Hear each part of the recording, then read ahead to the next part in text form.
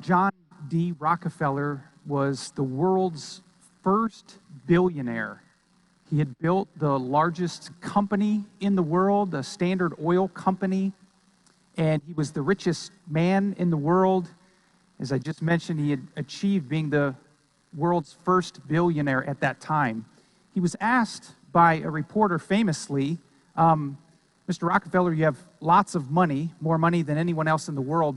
How much is enough? That famous question came with a famous answer. His answer was simply this: just a little bit more. Just a little bit more. Even the richest man in the world needed just a little bit more. More recent times, the football player Tom Brady had a question and answer time with a reporter a few years ago, and the reporter was asking him about his accomplishments, his achievements, all that he had done. And Tom Brady was commenting on these accomplishments, and he said, I've got these Super Bowl rings, done everything in my life, my goals, I've achieved them. He said, but I've reached all of this, but there's got to be more to life. He said, this can't be what it's all cracked up to be. The reporter was clearly thrown off by what he said there, and he just simply, earnestly asked Tom Brady, well, then what's the answer? To which Tom Brady replied, I wish I knew. I wish I knew. I wish I knew what that thing is that is more to life. As a human race, as humans, we are both blessed and cursed with the desire to find satisfaction in this life. I say we're blessed with it because it is a pursuit, it is a desire, it is a want, and we are unique on the earth with this desire. You don't have birds flying around asking whether they are satisfied in what they're doing. You don't see mice running around out in the fields wondering if they have fulfilled their fullness of life. This is something unique to humans. It's unique to us. So in that regard, on that hand, it is a blessing to desire and want satisfaction in life, to, in the soul, be filled up, to know that we are satisfied. But I say, on the other hand, it's also a curse in a way that we pursue it and we desire to pursue it, but as fallen humans, we pursue it in all of the wrong ways. No matter which way we slice it, satisfaction seems to be the most elusive product in the world. In fact, in America, it seems like our entire advertisement is built on these messages, assuming that you are dissatisfied and then coming along presenting something to you that will satisfy you. So we hawk our wares as an American society, a consumer society, that you need something that's more, that's better, that's different, that's newer, because you are dissatisfied with everything that you have, and here is what will satisfy you. So this is both a blessing and a curse. We desire satisfaction deeply. In fact, it may be one of the greatest driving motives that we have, to seek for significance and satisfaction in life. The problem is that we go after it wrongly. We go after it in a fallen way. We go after it in a way that we are trying to fulfill the outside or the physical or the temporary, hoping that it solves the problem of the soul, of the eternal, of the spiritual. And we know that in our own lives, both by experience and by example of others, that nothing that we can do externally, nothing that we can buy, nothing that we can gain, no power that we can achieve, no success that we can grab hold of, none of that fully, ultimately satisfies the soul. In fact, we even look to the example in Scripture of Solomon himself. Solomon, who had all of the world's everything. He was great in power, in land, in money, in riches, in possessions. He had all of it. And none of us will ever achieve the magnitude of all of that success to where Solomon had gained and achieved it. But he was able to get it to the fullest extent that he realized at the end of it all, he threw up his arms and he said, "Vanity, vanity, all is vanity. I've grabbed everything and anything my heart and my eyes desired, and I've come to the conclusion that it's vanity." It's worthless. None of us will ever have the benefit of getting as far down the road in success as he did, but we can learn by our own experience and by the example of others that the soul longs to be satisfied, and we yearn for the answer to that question, but we just don't have the faculties to find the right thing. Brothers and sisters, into that conversation steps Jesus Christ and speaks a word to us today.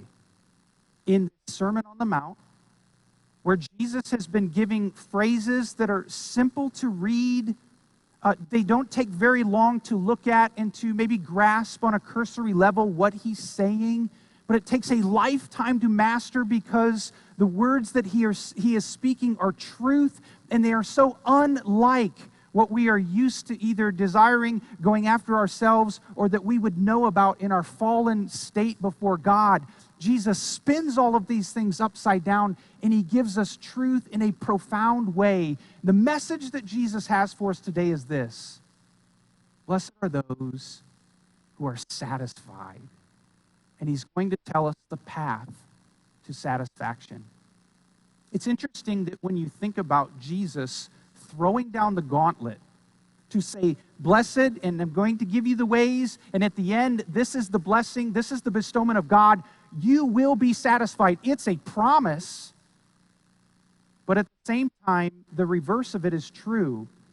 If we're not listening to the words of Jesus, we will remain unsatisfied. Blessed are those who are satisfied, and sad and unfulfilled are those who are not satisfied. The Sermon on the Mount, as we've been looking at, this is our fourth week now to take a look at Jesus speaking these wonderful, truth-filled, life-giving, hopeful words in the Sermon on the Mount. They have had a bit of progression that makes sense to us. The very first words out of Jesus' mouth is this: blessed are those who are poor in spirit. Blessed are those who recognize that when we come to God, we don't come to God with much in our hands. We don't come to God with anything in our hands.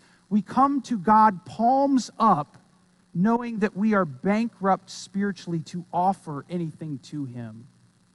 God does not have a void in his life that he somehow needs us to fill. So, blessed are those who are poor in spirit. And then the next phrase that he says is this: those who recognize they're poor in spirit, blessed are those who mourn, for they will be comforted. Blessed are those who, once they understand they're spiritually bankrupt, their heart is broken over that truth. Jesus binds up the brokenhearted and he comforts them. This is the experience of salvation, brothers and sisters. When we come to God and we see him in his glory, we see him in his majesty, we understand where we stand before him, we realize we're bankrupt, we nothing in our hands we bring, we then are broken, we mourn over it, he comforts us. And then last week we looked at this, how that governs those two truths, standing before the Lord now, how does that govern the way that I treat other people? It means that God does a work in me that allows me to be meek towards them. It allows me to be gentle, approachable in how I treat other people. This week now, the beatitude that Jesus will focus in on here in verse 6 is it turns inward.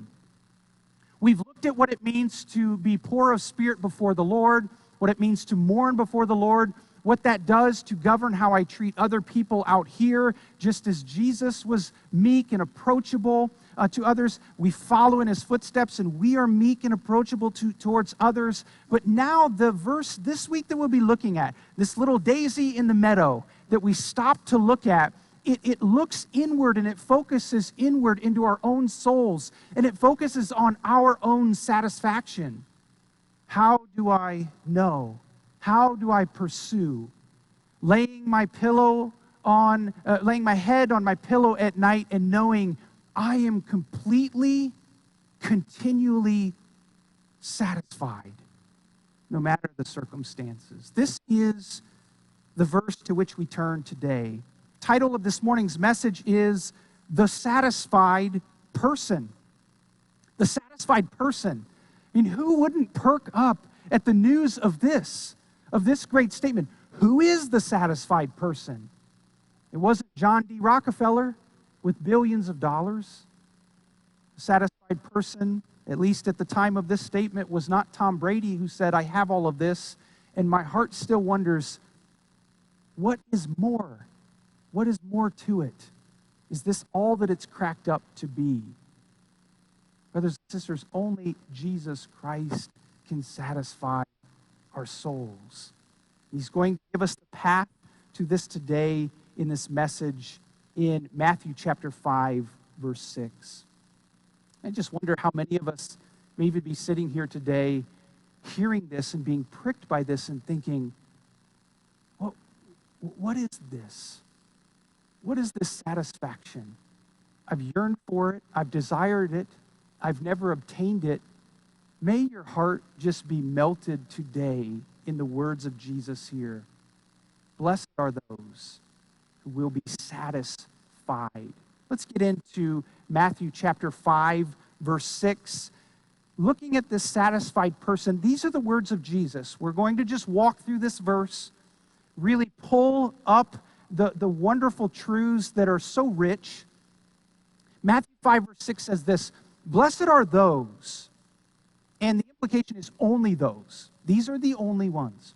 Blessed are those who hunger and thirst for righteousness, for they alone, or they only, shall be satisfied. Blessed are those who hunger and thirst. We'll see in just a moment, this is different than just being hungry and thirsty, just an automatic hungry and thirsty. This is a pursuit. Blessed are those who hunger, who go after, and thirst, go after righteousness. They will be satisfied in their soul, in the deepest part of their being. So let's look at the satisfied person that Jesus is describing here in verse 6. We see, first of all, that the satisfied person is blessed by God. This satisfied person, he says here in the opening words, blessed are those. This satisfied person that we get to at the end of the verse, if we're working backwards a little bit here, this satisfied person is one who is blessed by God. Now, it might seem like an obvious point, but it's one that we cannot overlook here. The truly satisfied person must have God in their life. He cannot be ignored for the soul to be satisfied. He created us. How can we ignore our Creator and somehow be satisfied in this life? He must in some way be part of the equation of our existence. God designed us to know Him and to be in relationship with Him. So any pursuit of life that would exclude our designer, our Creator, is going to be cut off from its source of satisfaction. So far be this from being an obvious point, we must establish here at the beginning, the satisfied person has God in their life. We cannot overlook that. It would be to cut God off and to somehow think that we're going to be satisfied in this life would be like a tree that is cut off from water. It would be like an appliance that would be cut off from its electricity. It would be like a newborn baby cut off from its mother. There would be no satisfaction because those are the sources of their satisfaction. So any person searching for satisfaction apart from God is then left up to themselves to bless themselves and to give themselves satisfaction. But again, both by experience and by example of others that we see, we just don't have the power within us to declare ourselves satisfied and it be so. Instead, what is true and what Jesus is saying here is those who are satisfied are the ones who have the bestowment of God's goodness and grace upon their lives. In other words, God is their source of joy. God is their source of happiness. God is their source of fulfillment. We cannot sever our delight and enjoyment and fulfillment apart from God. So the satisfied person, he is one, or she is one, who is blessed by God. But we move on in this verse and we see the next statement, and we realize that the satisfied person isn't just blessed by God, but they are those who are active in their pursuits of the soul. These are people who are active in their pursuits of things that genuinely have meaning, that the elements of the soul, that their spiritual life, they're active in pursuing it. This is what it means here in verse 6 to say, blessed are those who hunger and thirst. There's an important distinction here. I mentioned it just a few moments ago, but there's an important distinction that we cannot miss here. There is a great difference between the passive, automatic reality of being hungry and thirsty. No one needs to learn how to be hungry and thirsty. This is automatically built within us. We have a newborn in our church right now, just about 13 days old, right, Thomas and Emily? Yes, about 13 days old. That baby did not need, now you're going to get swamped after church, I'm sure, that's okay. But no one had to teach your new little one to hunger and thirst. It comes at probably all of the most inopportune times and all the time. But that is something that is automatic. That is not what this verse is teaching. Blessed are those who just walk through life and hunger pounces upon them and thirst pounces upon them for the right things. That's not what this verse is saying. This verse says actively. Blessed are those who active in their hunger. This is an active reality. They hunger and they thirst. Hungry and thirsty come whether you are pursuing them or not. But hungering and thirsting are intentional. They only happen by the reality of pursuit.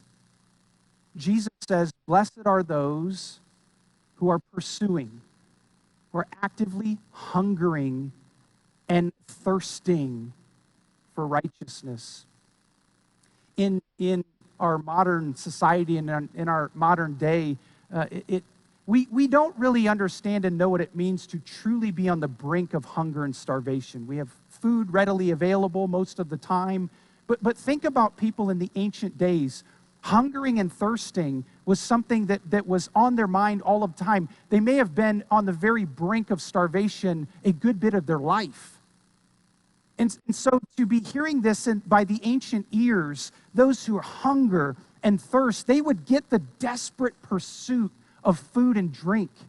They would understand this a little bit more than we do today, where it's easy to just open the cabinet or go through a drive-through or reach into our pocket and have food or drink readily available. This is a desperate, wholehearted pursuit. What this means is that satisfaction is not found simply by feeding automatic appetites. If we wake up each day and just live as we fill whatever hunger and thirst comes to us, we will live unsatisfied lives. No one drifts into satisfaction. This is what Jesus is saying here. No one just automatically grabs the wind in their sails and just drifts into satisfaction. It is a hungering pursuit. It is a thirsting pursuit.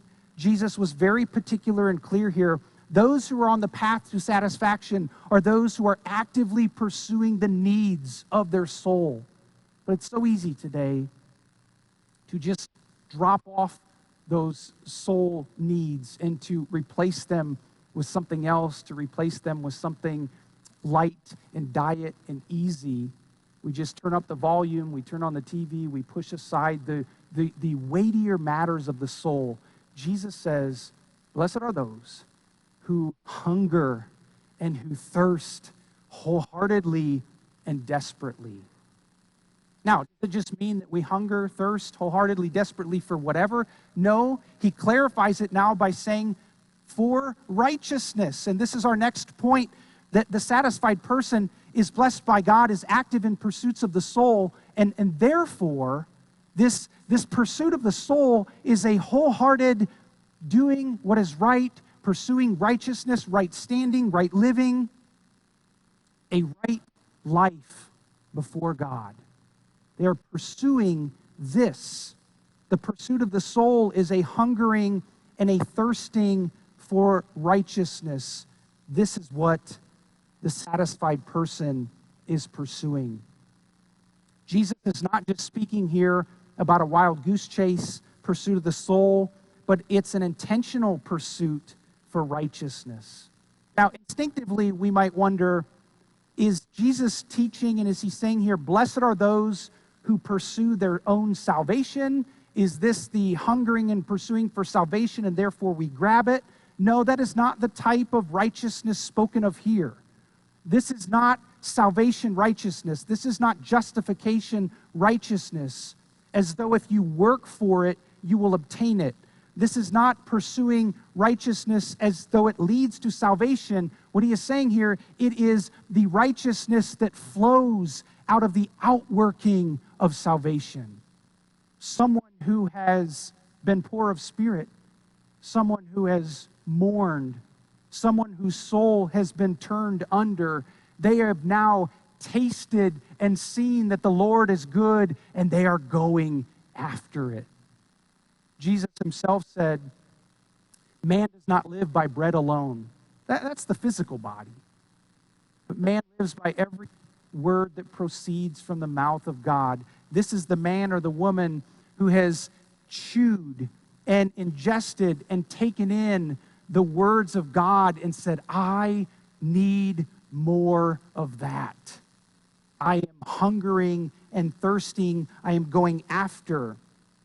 This is the pursuit of the soul that has been awakened to salvation. This is hungering after and thirsting after doing what is right before the Lord. You say, well, how do we know that that's the indication, that's the meaning of righteousness here? Well, look down in verse 10. Jesus uses the same word, and we're getting a fuller understanding of what this righteousness means. Where in verse 10 he says, blessed are those who are persecuted for righteousness' sake. So in that context, there's no way it can mean, blessed are those who are pursuing their salvation. Why would they be persecuted? No, in the context, he's saying, blessed are those who are seeking to live out the salvation that God has given to them, to live out this new soul, this new way of life. Those who are seeking to do that, and they are suffering persecution for it. This is the outflowing or the outworking of salvation. That is the righteousness being spoken of here. It is God who works in us both to will and to do according to his good pleasure. And Jesus says this, blessed are those who hunger and who thirst. And it is a continual, constant, it's hungering and thirsting for living out their salvation before the Lord, to be in right standing. This is the righteousness that Jesus is using. These are not just spectators of salvation. These are active pursuers of working out their salvation with fear and trembling. They've tasted and seen that the Lord is good and are blessed because they rested in him. So just let this thought catch your mind this week. We think about hungering and thirsting and what it means to be hungry and to be thirsty versus what it means to hunger actively and to thirst actively. Do we find ourselves having tasted of the bread of heaven and desiring more and more and more because it truly meets the need of my soul?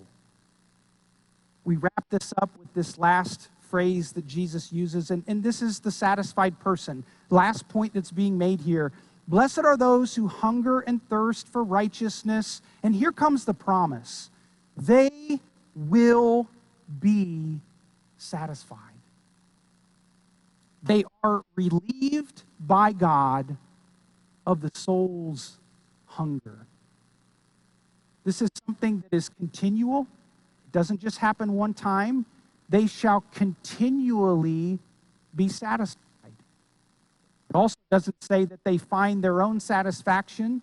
They make it for themselves. They do it themselves. This is a God-bestowed satisfaction. This is laying the head on the pillow at night and knowing that God has given you the deepest comfort and the deepest satisfaction that your soul has ever known. That when we come to him as poor and needy sinners, he showers us and bestows upon us his love, his forgiveness, his relationship, his fatherliness, and he says, "Come unto me." And this is the soul's satisfaction. And this is the only soul that is satisfied. It is one that is relieved by God himself. Blessed are those who hunger. Blessed are those who thirst. Here's the promise: they will be satisfied. The person who hungers and thirsts is, this is the promise, is relieved, is filled, is satisfied by God. Mindful of the famous quote by G.K. Chesterton, and he said, Christianity, it's not that it's been tried and found wanting, it's been wanting and left untried. So often people look at Christianity and they may not believe its tenets, they may not believe what it's teaching, and they leave it untried, rather than to call and count upon the promises of God, where he says, if you come to me, your soul is hungry and thirsty, you have tasted of the bread of heaven and you desire more, your soul will be satisfied. Here we are taught that God awakens us, he points us in the right direction, he calls us to pursue, and he fills us up to satisfaction. These persons do not satisfy themselves, nor do they accidentally stumble upon satisfaction. They are divinely satisfied by God. He created your soul. He can satisfy your soul. He alone can satisfy your soul. I'm sure we've all been caught in situations, either by our own desires or by necessity, where we were hungry, but the only food that was around was food that lacked real substance. You just knew that you were going through the motions, but it would not fill you up. And so the times that you've eaten cotton candy on an empty stomach, or you've grabbed that Krispy Kreme donut on an empty stomach, although delicious, that is not being under attack here, although delicious, just lacked the substance to do what you really needed it to do, and that is to satisfy your body's hunger. Jesus is saying there is one path to satisfaction. It is to hunger and thirst, to be in right standing with God, to pursue what God has offered you, has done for you, has granted to you, his grace upon you. The unsatisfied soul nibbles at the world's cafe, eating its cotton candy and hoping for satisfaction.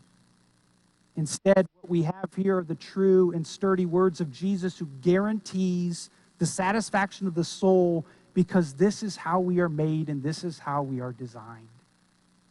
The more we pursue, this is a constant satisfaction. This is a promised satisfaction. Blessed are those who hunger and thirst for righteousness, for right living under God. They will be satisfied. This last week, I was learning a little bit about the split-tailed hummingbird. This hummingbird lives on the brink of starvation. It expends so much energy in the flapping of its wings that they literally live on the brink of starvation every moment. If they stop eating, even for a small amount of time, they will run out of energy and die. So, this hummingbird eats over 1,000 times a day. Isn't that amazing to think about that? 1,000 times a day, this hummingbird flits from one flower nectar to the next, constantly hungering, constantly being satisfied in order to constantly continue life. I thought about that. To think of the pursuit of the hummingbird just to stay alive. In a similar way, the words of Jesus are speaking this very thing. That as Christians, to have the soul be satisfied, we must be continually hungering, continually looking to please the Lord, continually looking to be fed from the crumbs of the very words of God himself, to continually be looking so that we might live out our lives to the glory of God and to the good of others by being satisfied as we feast upon right standing with the Lord.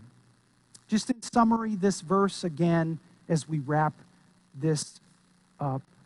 The soul unsatisfied, and it is unsatisfied. The soul is unsatisfied until it finds its satisfaction in the Lord. But the satisfied person, which is what we're all looking for, we're all yearning for, we're all longing to find satisfaction in life, it is blessed by God. It must involve God. It must include God. These are those who have been awakened to the joy of sins forgiven, to the greatness and grandeur of God, to his plan of salvation through Jesus Christ on the cross. This is the person who has tasted of the heavenly blessings and actively hungers and thirsts to work out their salvation with fear and trembling because they know the living God. Therefore, our text tells us they are satisfied continually. Brothers and sisters, what is the path to satisfaction? Is it to chase the world's wares? Is it to gain and gain and get the newer, the better, the more?